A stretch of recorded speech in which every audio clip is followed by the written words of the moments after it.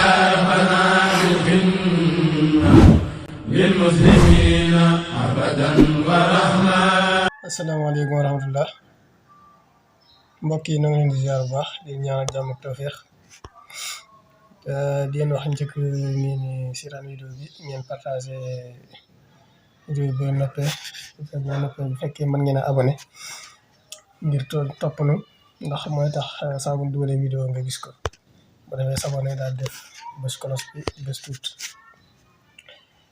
Dafa am benn application bu am solo bu ñuy wax boo xamante ni moom daanaka kenn ku nekk boo yoree Jolosu war nga koo am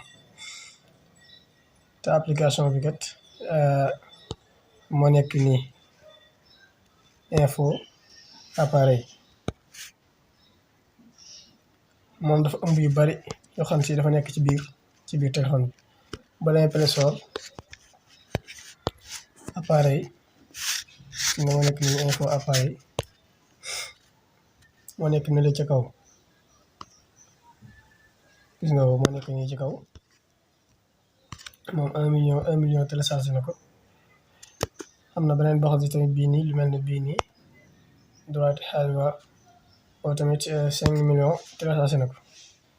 boo ci téléchargé rek baax na waaye man bii laa téléchargé kon bii laa leen di jàngal. kon boo ko téléchargé nga def ouvrir bu defee ouvrir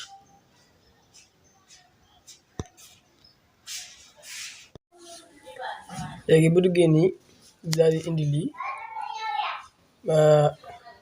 bala ngaa def dara na nga lire bu la neexee na nga lire politique de confidentialité bi ak maanaam terme du contrat de service bi ndax yi kenn du ko négliger.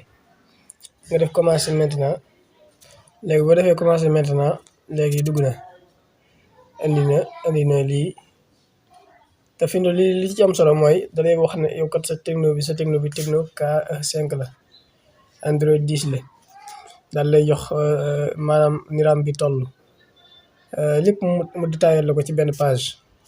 stockage bi wax na ñaata giga la ñu naan la ay 32 giga te fekk réetu boobu mel noonu xëy yooyu gis ngeen ko nii.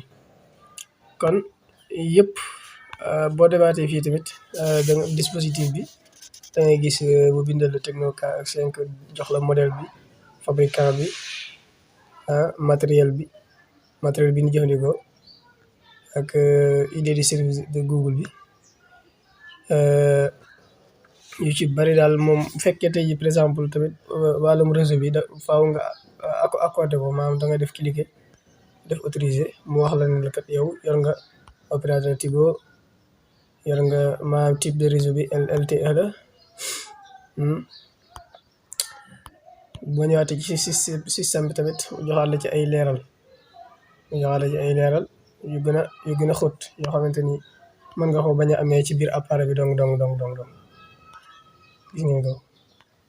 boo ñëwaatee CPU bi mu jox la ci ay leeral kazalika.